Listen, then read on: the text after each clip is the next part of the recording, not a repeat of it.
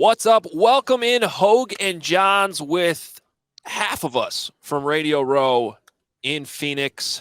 Johnsy, what's going on? You're wearing a hoodie in the desert. Is it cold out there? Yeah, it's like let's see, check my watch. It's 46 degrees currently. That is that is the same temperature as it is in Chicago. It's fat guy shorts weather here in the big city. I enjoy fat guy shorts weather. See, the difference is it'll warm up to about 68, 69 degrees by the time we get to the afternoon here in the desert. Yeah, I don't think we'll get that. Yeah. But yeah, a little chilly here for Arizona, but that's kind of actually pretty normal for this time of year. But a fun first day on Radio Row. We had media night last night, caught up with Matt Nagy, Robert Quinn, all kinds of Bears connections. And it's been fun so far. I think I also got about 4 hours of sleep last night, so we'll see how this goes. So you had a lot of fun. Yeah. Well, no, it's just work. Up to like 1:30. It's Super Bowl week, man. It was media night, though, man. We had to go all in on the Matt Nagy interview, get it out, and we're going to talk about some of that here. The media party's tonight, so tonight will be a little bit more fun, a little bit less work, and then we actually have a cool get together tomorrow night in case anybody's listening that from the Phoenix area that wants to come out and hang out with us at Illegal Pete's in Tempe tomorrow night at 7:00. So Wednesday at 7. I know it's crazy. Johns, you know this. Like Arizona's like Chicago 2.0. There's so many Chicago people here all the time. Yeah. It's always that way. Well, we're not so much in the spring training season yet. It even intensifies once March hits with the Cubs and Sox out there. Yeah, my dad spends the whole month down here now in March. Good for him. I'm jealous. Those of us with kids, one of us with 4, that being you. That's me. That's a little bit harder to do. Welcome in, though. We're excited to be here. Adam Hoge. Follow us on Twitter at Adam Hoge, at Adam Jahns. And Dane Brugler is jumping on. This is really cool. We're excited about this. Bears have the number 1 pick. Dane's the best. Puts out the beast every year. And he's agreed to be part of the podcast, at least basically once a month until we get to the draft. And so we're going to be doing these breakdowns with him early in each month.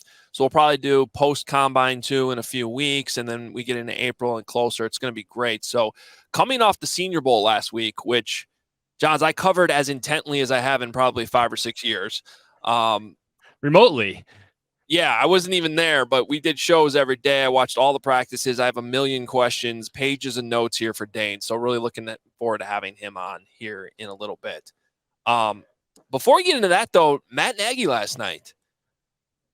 I know you weren't there. You're kind of just going off of what we put out. But well, first, I watched your video. Okay. And he looked good. Good for him. Well, he's coaching. He's part of what he did. Yeah, he feels good, looks refreshed. It's like being a Bears head coach is like being a U.S. president. Like it ages you significantly every single year. So he looks good. It's good to hear some of that old positive energy that you heard in 2018 and 2019, kind of the hallmarks of his coaching tenure here. But yeah, the Justin Fields conversation was definitely interesting. Yeah, I didn't know. This is really the first time he's talked at length since he got fired last year. And certainly with a group of Chicago reporters. I think Pat Finley went out there in August and talked to him briefly in Kansas City. But, this was really the first time he sat down and was very reflective of the last year. I didn't know what it would be like, but, he's here at the Super Bowl. You got to feel pretty good about that. And I was impressed. We can get into some of the specifics, but I was impressed, Johns, with how reflective he was, how, quite frankly, honest he was, accepting a lot of the blame, not really putting it on others, and saying that he failed in a lot of areas. One thing that caught my eye, because I know it's something you had a hand in reporting, and I don't know if he was specifically talking about the specific stuff you reported, but he talked at length at one point about how he really felt like coming into that job, communication was one of his strengths. And he still feels that way about himself. But he does feel like at certain moments of his 4 years in Chicago, he failed at adequately communicating certain things to certain players. And I'm paraphrasing that. but certainly it came to mind some of the details you had on some of that Trubisky stuff. Yeah, that's where things, I think, things really went sideways for the Matt Nagy era. That's a good way to put it. Just Mitch didn't become his guy. He went in thinking he'd be his guy, and as we all know, Mitch wasn't his guy. They brought in Andy Dalton, Nick Foles, and things just went sideways for a bit. And Justin Fields was brought in to change all that. But at that point, Ryan Pace was there long enough, and Matt Nagy was probably there long enough, at least in George McCaskey's minds. But it's good to hear Matt Nagy reflect upon that. I always thought he was a good man. I think he's a good coach. I think you and I have been of a similar mindset on this, that we think he could be still a good head coach. Yeah. But things just didn't pan out with Trubisky, and that, well, I think it took some reflection for him. Required some reflection. Well, and I'm look, I think there's two things that tend to happen. Sometimes coaches get recycled too much in the NFL. And then I think there's some times where guys just don't get a second chance that probably they deserve. I actually think Dan Quinn's one of those guys who was a pretty good head coach. Things went sideways.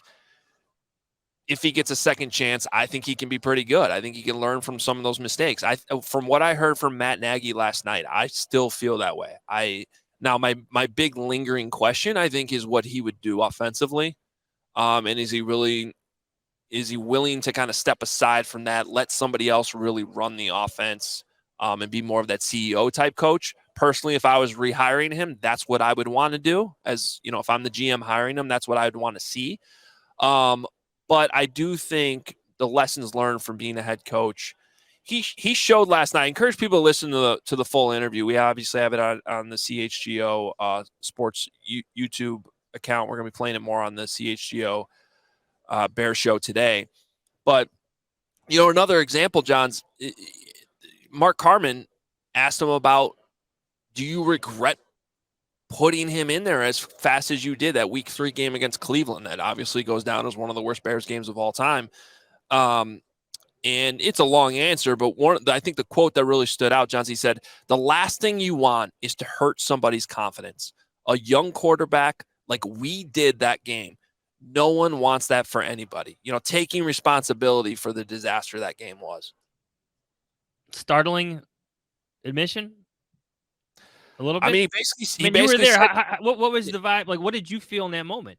We covered that game. That was one of the worst football games I've covered in my Bears beat here. It's a lot of bad football games, too.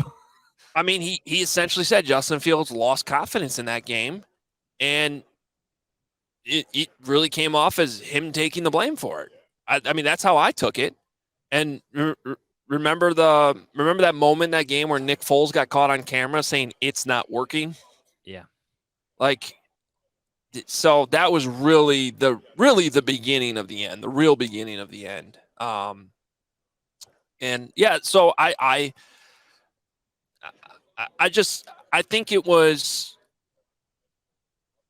cool that Nagy was able to not only just take blame, but also be open and honest about the whole thing. He talked about how he went to South Africa with his wife after getting fired. They went there for 2 weeks. Gave him a lot of time to reflect on things, and then it was about that in the Sun Times. Yeah, well, that's a Pat Finley story, right? He loved the South Africa angle, and rightly so. But Nagy said it was the flight home. It was on the flight home that he decided he was going to accept Andy Reid's basically standing offer to come back to the coaching staff.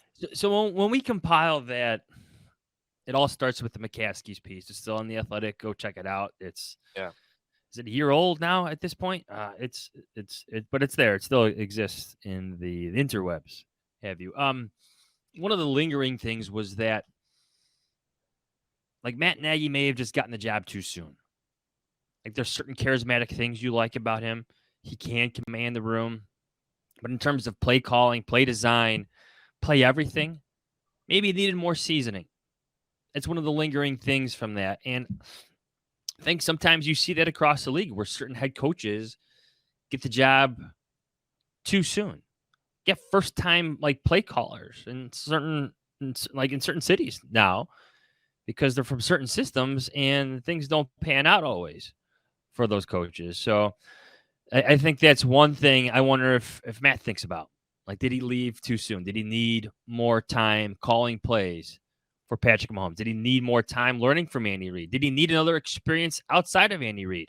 These are all important things that I think teams now bring up in their head coach searches.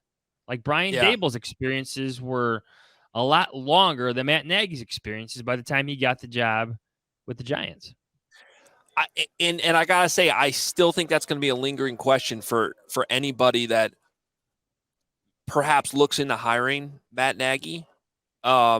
Is can he learn something else besides the same offense he's been in his entire coaching career? Right. I found it very interesting that he got that interview with the Titans, which is actually one of the things that didn't come up yesterday. But I don't think that would be the worst thing in the world for him to go somewhere else.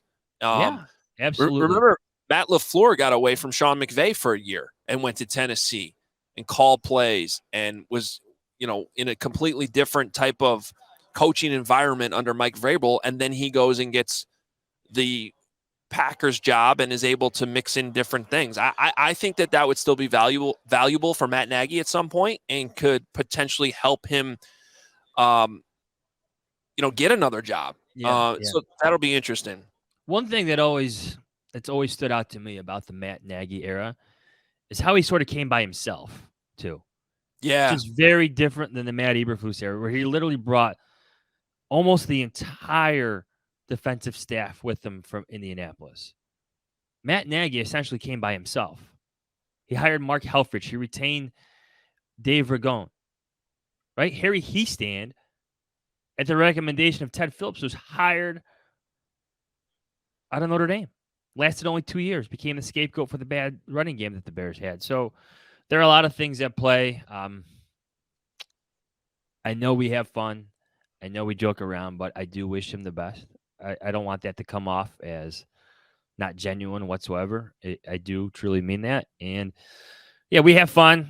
Training camp that year was kind of a waste. I know it's one of our favorite sound bites, but that's true. I mean, it became a waste because Justin Fields was your starter by week 5, and he didn't even take a snap with the starters all camp. But it's all in the past now. And two quick things. We got Dane Brugler staying by, so I want to bring him in here. But two last quick points. I mean, I did feel that vibe coming from Nagy last night. Even I think he understands why he didn't get another year, but I still felt like inside him he thinks that they would have eventually gotten some progress with Fields had he had more time.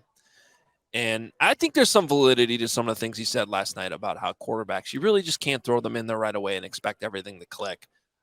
Did they help him enough? No, but I think he was also admitting that at the same time. The other thing that I wanted to point out just real quick on Fields is, it's also obvious that he's still a believer in Fields. And that was what was so confusing about last year at times. They truly did love the guy. They traded up to get him, and he still feels, and he also said that he watched Fields a lot this year and he even complimented the Bears coaching staff for how they used him. There's some really cool stuff in there. It's almost 20 minutes long. So if people want to check it out, it's on the CHGO YouTube page. Anything else from you, Johns, before we get into some of this? No, we're all good. Let's go from the past now to the future. Yeah.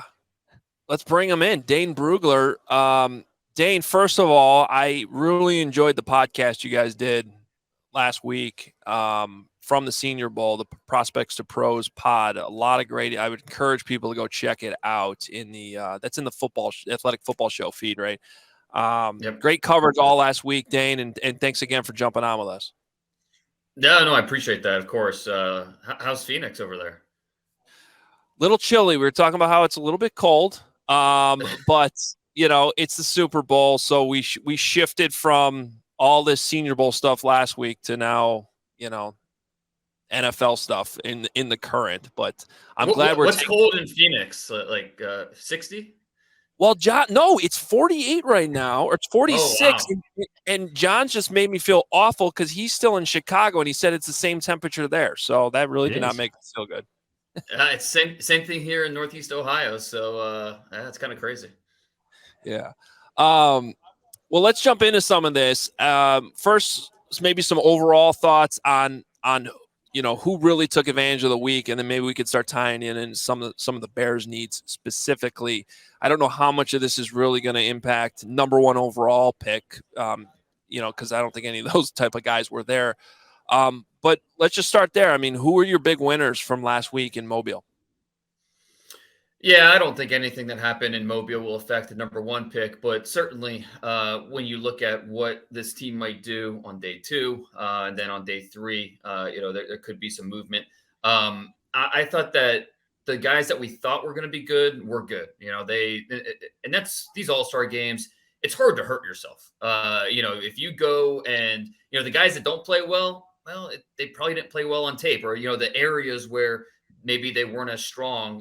We can see that at the Senior Bowl, where some of these guys, the areas where they're, that's their strength of their game, they had a chance to really flex and show that. And so, like a guy like Osiris Torrance, the guard from Florida, good chance he could be the first guard off the board, as long as, if Peter Skoronski's a tackle. He's, to me, cemented himself as a top 40 guy, a likely first-round pick.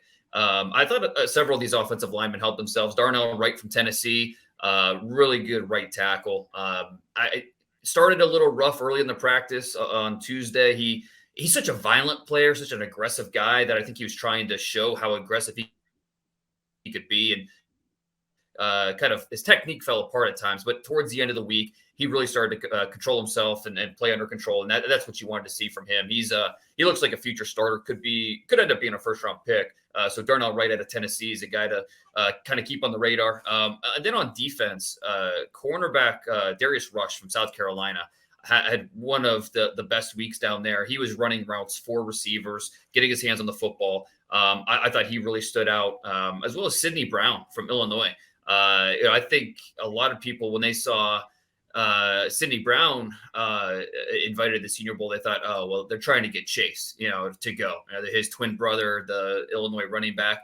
I tell you what, Sidney Brown showed he belonged. I mean, he was outstanding from start to finish. His final practice was his best. He does such an outstanding job playing through the football. So even when he's the tight end or the running back's able to get their hands on the football, he plays through the ball and turns those completions into incompletions. So Sidney Brown, whether it was in coverage, whether it was, and during practice, they don't do full tackles to take guys to the ground. But there were a couple of plays where you could tell he wanted to explode into some of these ball carries, and he showed restraint and he didn't. But you could tell he really wanted to. So Sidney Brown, I thought, left Mobile as a guy moving up a little bit, or at least sending teams back to the tape and saying, maybe we're giving this guy enough justice. One of the things we've talked about on this podcast a bit, Dane, is how when the Bears coached the Senior Bowl a few years ago, like Cooper Kupp was one of the receivers there, and I've heard of him. Yeah. Pretty good player. Yeah. What about the receivers this year? I know Jaden Reed caught your eye, but is there anybody mid-rounds? The Bears need receivers. Take us through the position. Who stood out down there? Jaden Reed, certainly. And that Michigan State offense this year, I thought, really kind of hid him a little bit. I mean, you go back to his junior tape, 2021, where, Kenneth Walker was lighting up the Big Ten. And so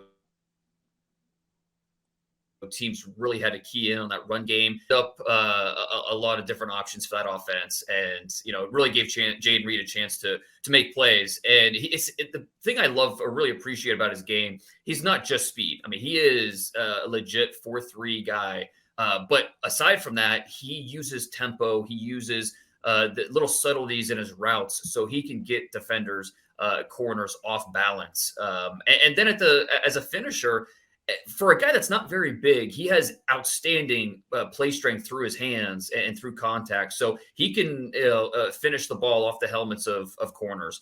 He can win those contested situations. So even though he is a little bit on the smaller side, 5'10", a $190, he plays much bigger than he looks. Plus, he has the speed. So Jaden Reed, absolutely. I mean, he had a lot of third-round grades earlier, coming out of summer into his senior year. And the scouts that stayed firm on that, they're looking smart now, because Jaden Reed is a day 2 player. Stanford's Michael Wilson really stood out from start to finish. He's missed more games than he's played over the last 3 years. And so the medicals, the injuries are obviously complicating his projection. but he has size. He's 6'2", 215, but he has the athleticism of a smaller player. He can settle. He can work back to the ball. Another very good finisher, toughness to the catch. So I think Michael Wilson, as long as the medicals are okay, if your team doctor gives you thumbs up, Michael Wilson's a guy you're going to consider in that 3rd, 4th round range. He can also play on special teams. So I think he really stood out in a really good way. Nebraska's Trey Palmer, another Blazer. He was one of the fastest guys in Mobile, 6 foot, 195 pounds. Houston's Nathaniel Dell, Tank Dell, smaller guy, 5'8", 163 pounds. So that size is not going to be for everybody, but he is sudden, and he really is a nightmare for defensive backs in any type of space. And so as long as you can be okay with the size, Tank Dell is going to be a guy that teams look long and hard at, probably somewhere in that 3rd, 4th round range. Yeah, I really liked what I saw from Tank last week, and just the ability to start and stop and pick up yards after the catch. I want to ask you about a couple offensive linemen, some Big Ten guys. I think in Chicago, there's definitely this anxiety about giving up that number 32 overall pick for Chase Claypool. And I feel like the one thing we see about the Senior Bowl every year is there's this handful of guys that kind of are falling right in that early 2nd round. Could they push into the late 1st round range? And that's kind of right where the Bears gave up that pick. So maybe they'll be able to recoup it in a trade back in the 1st round. But, Minnesota center John Michael Schmitz looked impressive to me, consistent, and somebody who could be a good fit in the Bears offense too. And then I wanted to ask you about DeJuan Jones too, because what a monster coming in with that wingspan and how big he is. And he had a great first day, and then he just disappeared. And I'm wondering if you think that'll hurt him. So first with DeJuan Jones, I asked a scout, what he was told about DeJuan Jones leaving like that. The scout was told that it was a concussion. He seemed, or he wasn't totally sold. I mean, he wasn't sure, but that's what he was told. It was a concussion. So, we'll get more details on that, the next few weeks and then into the combine. But, and I don't know, I don't think that's been reported anywhere, but that's what I was told. But yeah, I mean, just physically, he's a monster, almost 90-inch wingspan. I've never heard of that. It's just something that really helps him. He's not, it's not the most nimble mover, but you don't need to be when you're that big. And as long as you play balanced, you're in good shape. And it was really disappointing not to see him the rest of the week, because I was really eager to see how rushers would adjust to attacking him in those one-on-ones. I just watching in the first practice. Yeah, DeJuan Jones was great, but every single rusher, it felt like just they rushed him down the middle, which you're just playing into his hands at that point. You're not going to bully him. You need to really work that inside move. Try to work the edge, and that's what scouts wanted to see as well. So I wanted to see that throughout the week. But so we just had that first practice to go off of, and I mean, DeJuan Jones, he's just a snatch you, throw you on the ground, and that's it. So he was impressive, but I'm still wanting to see more. I really thought his senior year was great at Ohio State, and we have to remember this is a young player. He's still 21 years old. He doesn't turn 22 until August. A young player for the senior class, but he didn't give up a sack this year. Showed tremendous improvements from the junior tape. In my top 50 back in November, I think he was like 36 overall. So, and that was just based off his senior season. I've got my 100 coming out next week, and so I'm currently putting that together and figuring out where DeJuan Jones goes. And then with John Michael Schmitz, coming into the year, I had a firm, late 2, early 3rd round grade on him. His senior year wasn't necessarily up to that level. It was kind of inconsistent. You throw in the Illinois tape, and it's kind of all over the place in pass pro. But with that said, when he plays consistently, you love it. He's got that play personality that you like. Always looking for work. Outstanding play strength. He loves to finish. I think he does a nice job. He's not the best athlete, but he's athletic enough where he can get to the second level, pick off linebackers, uses his hands well to strain, finish. He's got that wrestling background. It's just sometimes he will sacrifice his balance, especially as a pass protector. His upper half, lower half need to stay on the same page. But he had a good week in Mobile that really reminded you of the 2021 version of John Michael Schmitz. And so I'm not sold that he's going to get up there in the 1st round, But yeah, I think somewhere in round 2, early round 3, that's where teams are going to look at him. And I think it also helps. I don't think this is the strongest center class. I really like Joe Tippmann, the Wisconsin center that came out as an underclassman, and then John Michael Schmitz. And then after that, I'm not sure how many guys are in this group that you're going to project as a starter. And so because of that, we could see Schmitz and Tippmann maybe pushed up a little bit, just because teams need centers. And if you wait, you might be stuck without a chair. And so, because of that reason, we could see some of these centers go earlier than maybe their projections and grades are from teams. Let's say the Bears trade down, maybe 4, 7, what have you, and they miss out on Will Anderson. Mm-hmm.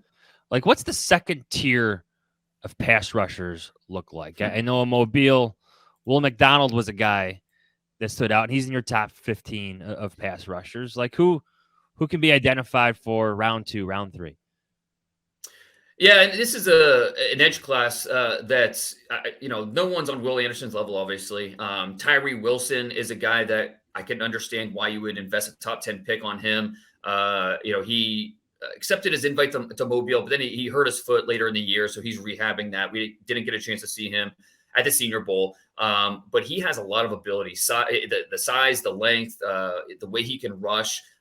There's a lot to like about Tyree Wilson. But if we're talking about just strictly day 2 players, Will McDonald, he's very lean, especially in his lower body, and he almost has the body of a small forward for a basketball team. So you worry about that holding up against the run, but strictly as a pass rusher, he can get after it. He is a big time athlete for that size. Really long player. He can beat you in different ways. He's very comfortable with the spin move. He can challenge the corner. He can work back across the face of blockers. So Will McDonald is a guy that, even though there are some questions about him being the sum of his parts, because he just has so many athletic gifts, but can he really put it all together? The lack of refinement's a little concerning considering he's a 5th-year senior. He's an older player. And so that's why we're talking about him as likely a day 2 pick, not a day 1 pick. That and with the run questions versus the run, but he is a big time athlete with that length, and so team's going to take a chance on that all the time. I think Isaiah Foskey is not a lock top 50 pick, just because you just want to see more of a plan from him. You like the speed that he brings, you like the energy, you like the length, but it doesn't matter if you don't have a plan going in. If you're just attack, that's fine. But there's only so many things you can do. I mean, teams are going to prepare for that long arm move and take it away. And then what's your counter? What's your secondary move?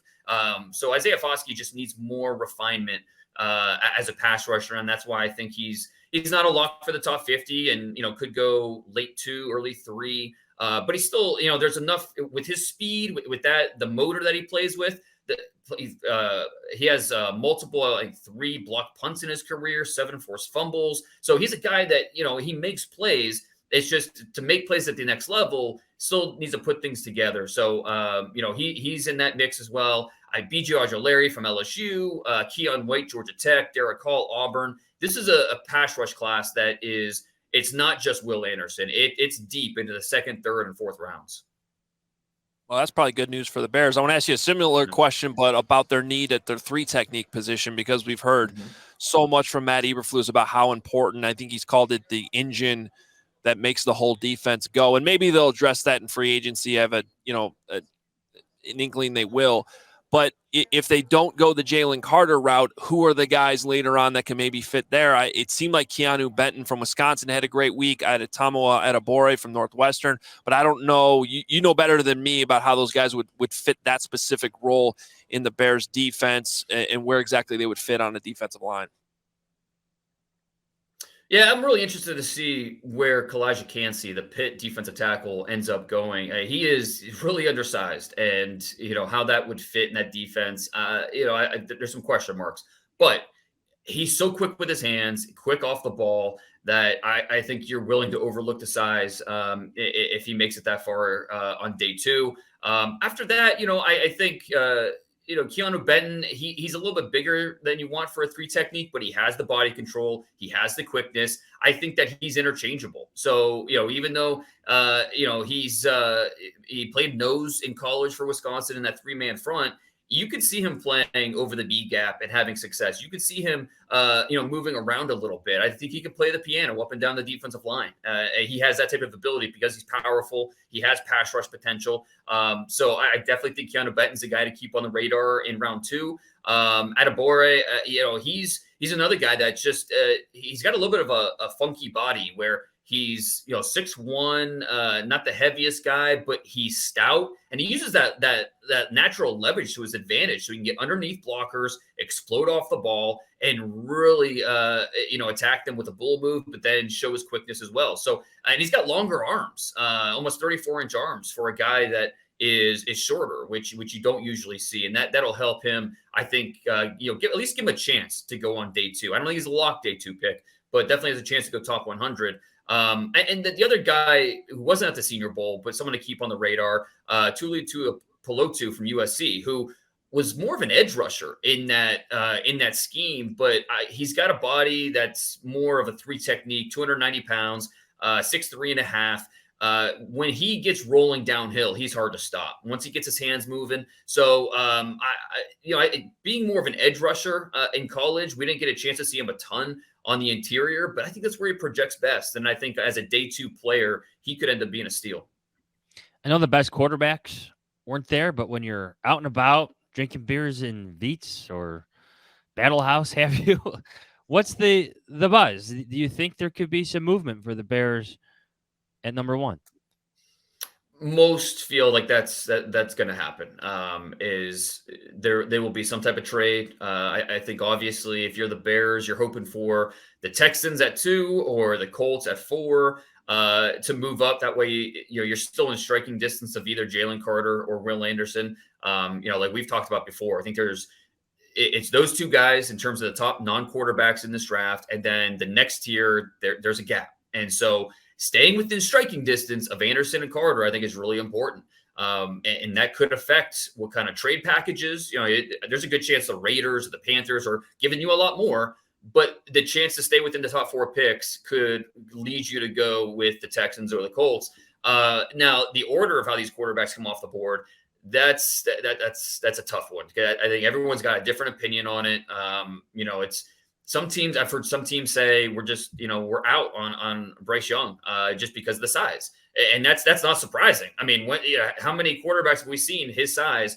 And it's not just being able, seeing over the line. No, it's the slightness of his body. It's the fact that he is more than welcome or more than welcoming to the pass rush, because he knows by buying that extra half second, he's given that route a chance to get open, and so those hits that he's taking, even in the SEC, they're coming a little bit quicker in the NFL. So, is his body going to be able to hold up? That's a big question. And so some teams aren't willing to roll that dice. Now, some teams will be. And could it be the Texans? Sure. D'Amico Ryans, former Alabama guy, certainly has ties. I mean, we can connect all the dots we want. Fact is, this is a complete outlier. So even though we can look at the breadcrumbs, some teams just won't be comfortable with that size. And the teams are split on C.J. Stroud, Will Levis, even throw Anthony Richardson in there. Anthony Richardson has the most upside of any quarterback in this draft. It's just going to take him, he's still a young player, redshirt sophomore coming out. It's going to take him the longest to actually get there. So are you willing to, play through the bumps that are going to happen? Because I think this is a guy that's going to get better by on-field reps, not necessarily just sitting and looking at a playbook, looking at film. You want him on the field to get better. That's why I was a little surprised he came out and didn't go back to show those improvements. I think he thought he did all he could do at Florida, and the coaching staff kind of tapped him out in terms of getting him better. So we'll see how this, I think the interviews at the Combine are going to be very important for all these guys, just figuring out what do they know, what don't they know, coverages, reading defenses, protections, all that type of thing. So these quarterbacks, we're still figuring out how teams feel about them, what's the order going to be. I think after the Combine, that'll give us a much better feel. Dana, I apologize if we've asked you this before. I know we talked to Nate Tice about it, but ESPN started every one of those Senior Bowl broadcasts last week with Mike Tannenbaum talking about the idea of the Bears trading Fields instead of the first pick. I get the storyline, but I think those of us that cover the Bears would be absolutely shocked to see that happen. where maybe it's too early in the process, but where would you slot Justin Fields in this quarterback class if he was coming out? Man, that's tough. I mean, I liked Fields coming out. I mean, he's a top 10 player on my board. I did have a couple other quarterbacks ahead of him. And the biggest reason why is I thought, he just needed to be more decisive. He's just just need to see things quicker. And I think we've started to see that. I mean, every single game, we saw 3 or 4 plays with his arm that said, okay, he's showing progress. He is getting better. And that gives you a lot of optimism moving forward. Still needs to get better as a passer, though. Just consistently. It's really hard to slot a guy we've seen for 2 years in the NFL with a couple of guys that have never taken a snap in the NFL. I think if you're the Bears, it is Ryan Poles' responsibility to at least examine that possibility and say, okay, say we did go down this road. What would we get for Fields? And do we love one of these quarterbacks enough and say, okay, 5 years from now, are we in a better, or even 3 years from now, are we in a better situation with, say, Bryce Young or whoever that is than we would be with Justin Fields 3 years from now? You have to at least ask those questions and examine it. So, and if it's a pretty, and look, there's a lot of things we don't know in terms of, exactly how Poles feels about Fields. We believe that he is more than happy moving forward with him as the quarterback, but it's at least up to that front office to examine the possibility and look at every option. And I think there's a good chance after they do that, they will come away thinking, okay, Fields is our guy. Let's see what now next step is, see what trade offers we can get and move forward. But it's at least something that needs to be discussed in the building, even if it is only a 5-minute conversation. Last one for you, Dane. I wanted to follow up on something you said about like Will Anderson, Jalen Carter, and then there's like a drop. Like if you're Ryan Poles and you're talking about like investing in like premium positions, he's emphasized that a few times. Like how far is that gap? Like how big is that gap between those best defensive players and maybe some of the best offensive tackles in overall grade? Well, so there's a good chance Peter Skoronski ends up as if it's Anderson and Carter, whichever order 1, 2. There's a good chance Peter Skoronski is my number, like the top of that next tier of the non-quarterbacks in this draft. I think he's just as there's no such thing as can't miss, but he everything that he does projects very well at the next level, and I think he could play tackle. I hope he gets the chance. But with 32.25-inch arms, I think you're maximizing him as a player inside a guard. So are you going to take a guard that early? A lot of teams aren't willing to do that, even if he does have a Zach Martin-like trajectory, possibly. I really like Christian Gonzalez, the corner out of Oregon. To me, he's in that next tier as one of the top defensive players in this class. Then we start talking about Bijan Robinson, the running back from Texas, who absolutely belongs in that conversation as one of the top 10 talents in this draft. But are you taking a running back that early? Probably not. A lot of teams, that's the hardest part when you're doing a mock draft and trying to figure out where to put Bijan Robinson. It ends up he's in the 20s or even in the 30s because it's hard to find that exact landing spot, even though most believe he is one of the top 10 talents in this class. So it gets really clouded after those first two. I do think Paris Johnson, the Ohio State left tackle, you can make an argument for him up there. Broderick Jones from Georgia, same thing. Broderick Jones is tackle number 1 for some teams that I've talked to. He's a really athletic player, and his trajectory's up. He's an ascending player. You're getting him at a good time. Paris Johnson, same type of thing. So there's a good chance we see those 2 tackles go early and 3 tackles if you consider Skoronski on the outside. Dane, one last quick one. I know we got to let you go, but I'm just curious, your time in Mobile last week, did you get any feedback on how Luke Getsy ran practices, positive, negative, just any feedback like that, or even, anything you've heard about Ryan Poles as a GM after 1 year?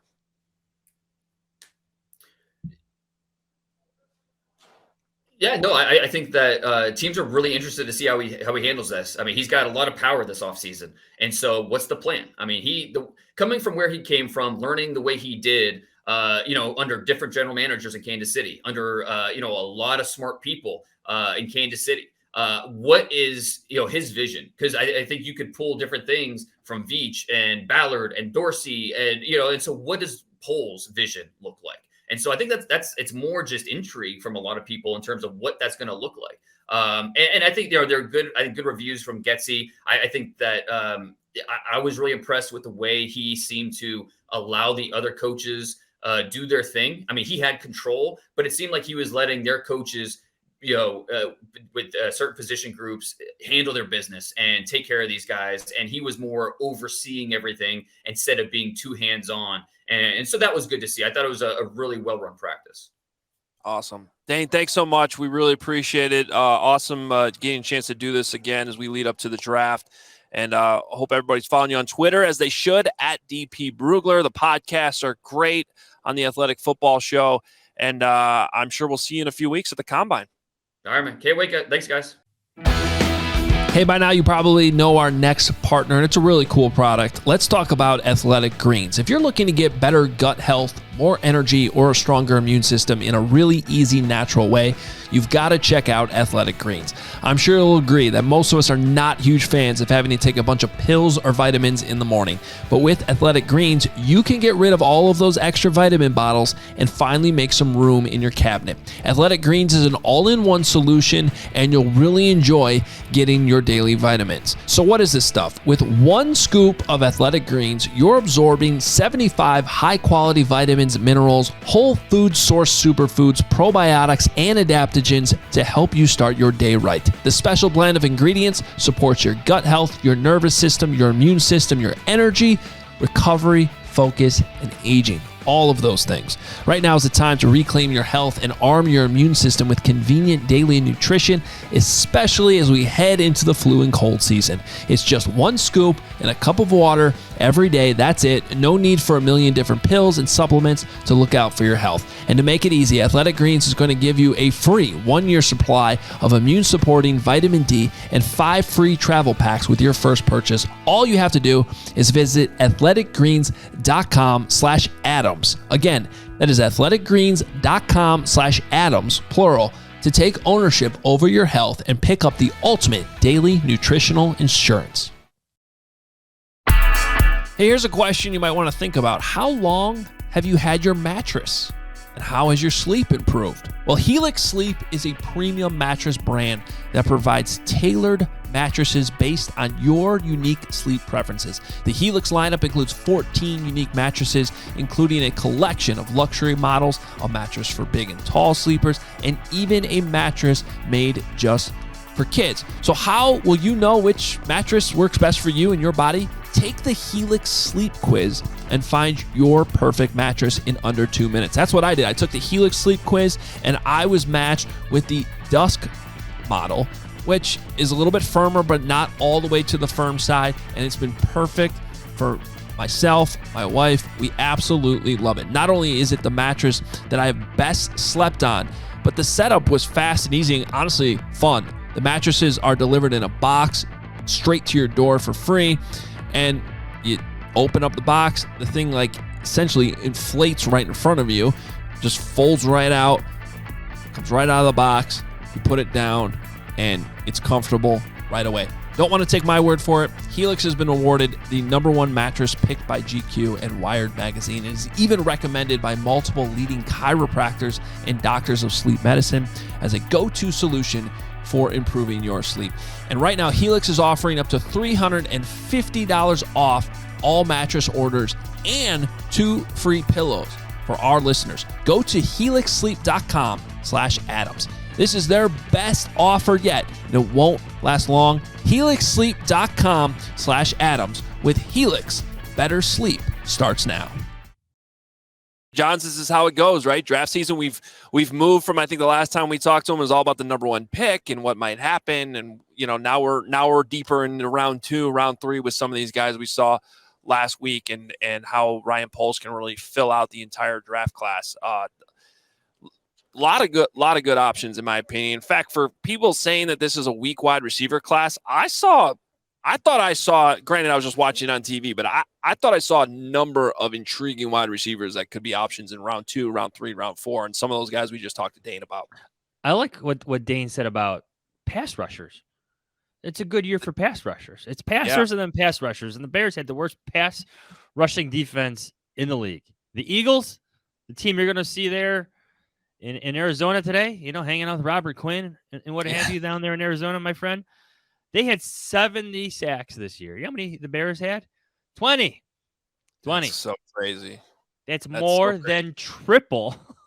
And if you even pare that down, how many of those 20 were actually from defensive linemen? Because Jaquan Brisker, Roquan Smith, who wasn't even on the team for half of the year. Not even on the team. A lot of that. Jack Sanborn, I think he had 1.5. It's a problem. The Bears have a lot of needs. I like what he said about the offensive tackles too, because I think the Bears are looking for athletes because of the zone scheme they run and the type of mindset and attitude they want with their run game. But yeah, we'll see. A lot to get through. It's only February. Super Bowl is yet to be played.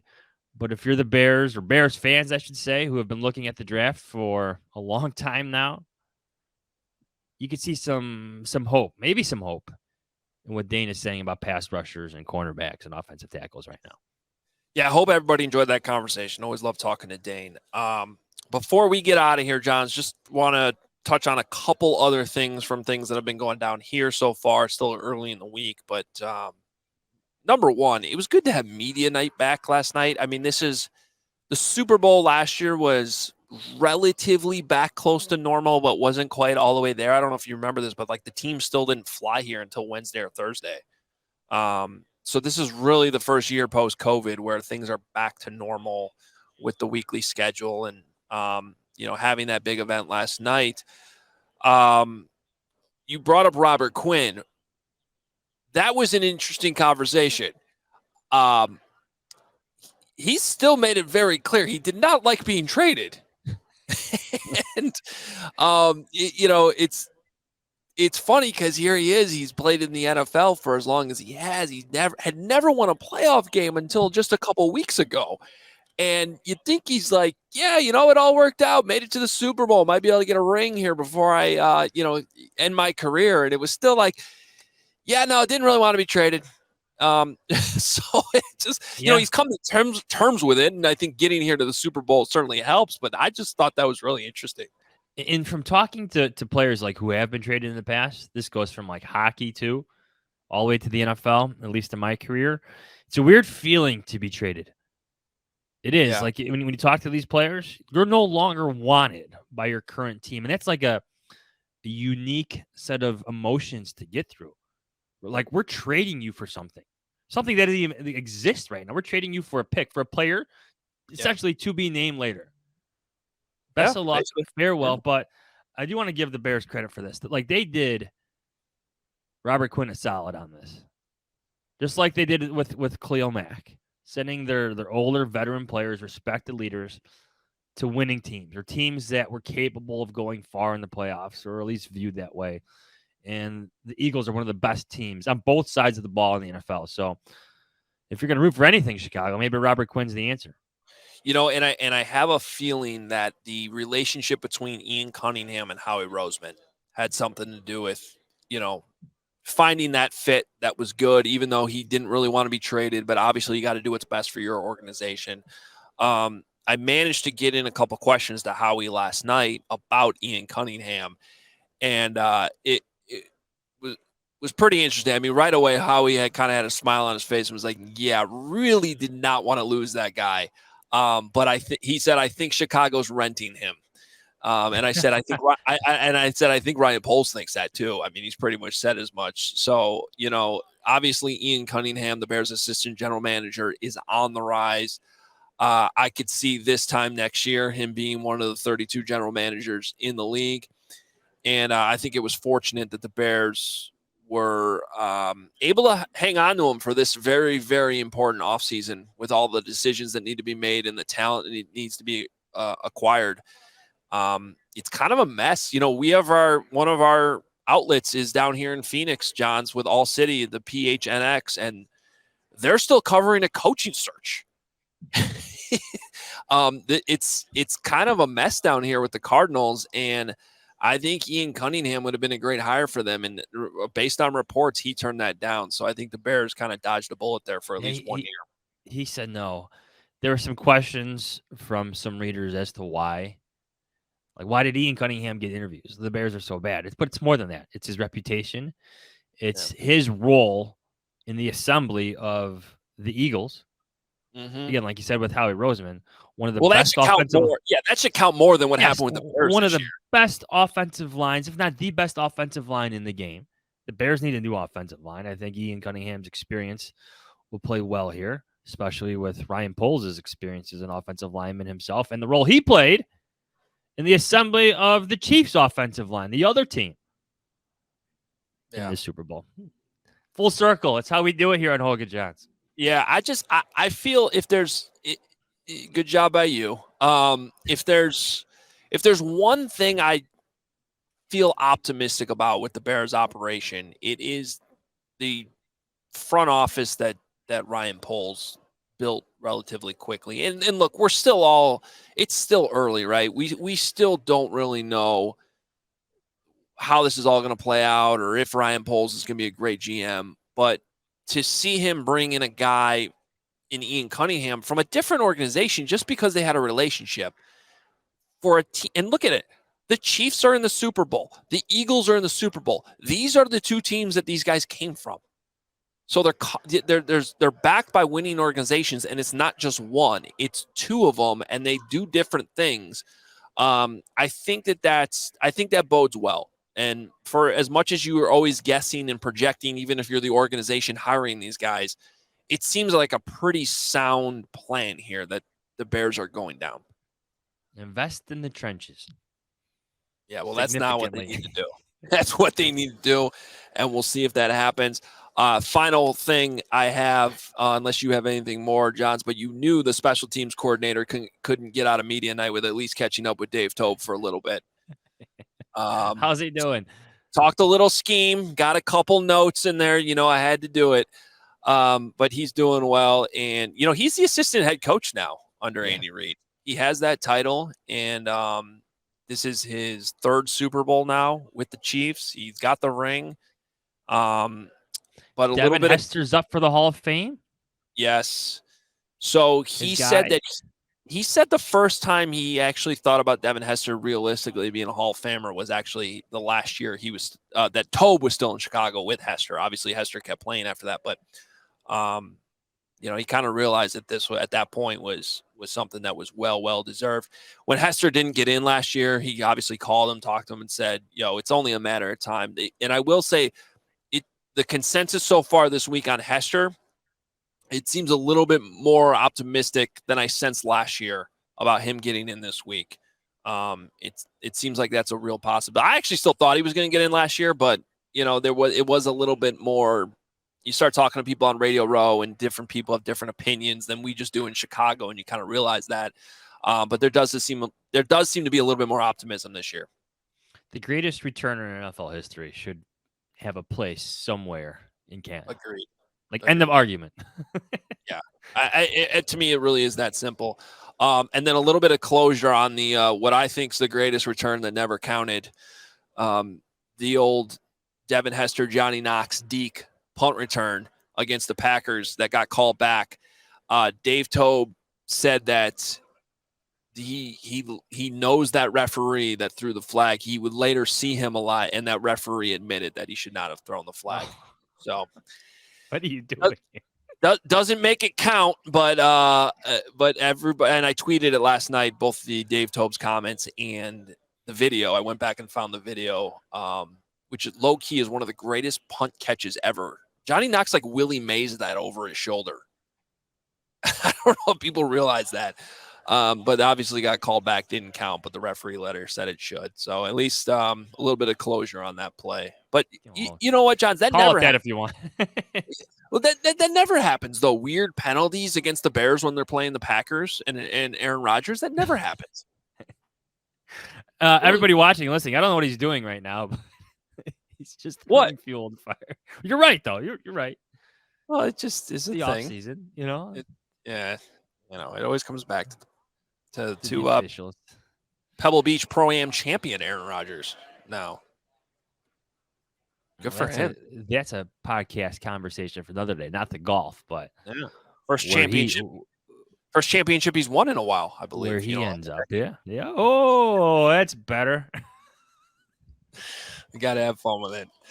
Any final thoughts there, Adam Jahns? No, we'll talk to you later this week. Enjoy the party. Where's the party at this year?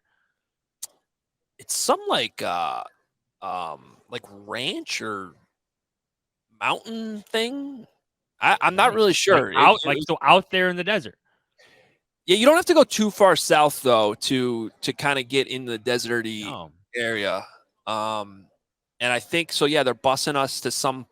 Look, I gotta say that the Super Bowl host committee always does a good job with these media parties. Whether it was at the Mall of America or the one in Miami a few years ago was like on this gorgeous pier overlooking, the skyline in Miami. So they always do a good job. It should be fun. I covered the last Super Bowl there. I think it was the last Super Bowl there, but there was the CBS concert put on at the where the Suns play. It was Florida Georgia Line, Dierks Bentley, and Eric Church. It was a fantastic show. It wasn't the media party. It was like a Thursday. It was the Thursday night before the game. It was awesome. Yeah. Jeff Joniak told me to wear a jacket. I'm like, why do I got to wear a jacket to a country concert? But took that thing off. I didn't even pack any jackets. I'm rolling with the hoodie.